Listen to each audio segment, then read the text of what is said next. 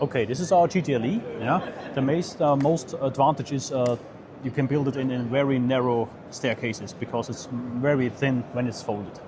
That's the biggest advantage. Takže toto je v podstate stále naša nová šikma schodisková plošina GTLE, ktorá bola vytvorená tak, aby bola čo možno najtenšia a vhodná pre čo možno najúžšie aj pre úzke schodiska.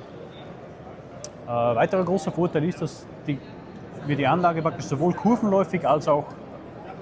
Next advantage is that English, please. It was German, yeah. That we have the same unit when we drive through curves and we drive on straight ones. It's Áno, completely the same je to mechanics. jedno riešenie, ktoré je vhodné pre zákruty a aj pre rovné schodiska. The next big advantage is the design of the platform, yeah. With the display on it, where you can show the errors, how is the lift driving. You can change everything, every parameter there. You don't need a programming device. You can make everything over the display. Yeah. Nemusíme vlastne jednou z jedných výhod je to, že vlastne je v nej zabudovaný inteligentný displej, vďaka ktorému sa nemusí už nič kódovať, opravovať, všetko je plne nastaviteľné v displeji. Die Farbwahl vom Lift ist frei. Sämtliche Farben können nach Wunsch gewählt werden. Ja. Verändern tun sich jetzt alle Teile praktisch, die jetzt Markus, I gerade couldn't translate if you sorry, speak it's so German, really but no bad. problem. You can make a free choice of a color. Yeah.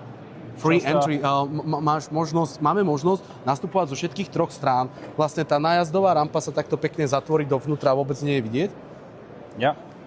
And how you see it now, all the parts which are painted in gray now, they stay gray when you make a special color, yeah. And all the parts Áno, which are čiže not gray at the moment. Toto je základné farebné prevedenie, ale v prípade, ak by zákazník mal záujem, vieme ho dostať do akejkoľvek farby, tú plošinku. Okay. The rail is always in stainless steel. Yeah, we only use stainless steel. On the upper rail, we have no problems with injuring and so on. It's a flat rail. Yeah. And for special cases, we have the GTLD, which we want to look now. There we have a second rack on the upper side. Dobre, vždy máme schodiskovú plošinu GTLE s dráhou vyrobenou z nehrdzavejúcej ocele. Pri tomto type schodiskovej plošiny GTLE je vrchná dráha funkčná aj ako madlo, čiže funguje to v podstate aj ako zabradlie, pretože vlastne je hladká a ozúbenie sa nachádza iba v spodnej dráhe. Schauen wir uns zum GTLD. Yep.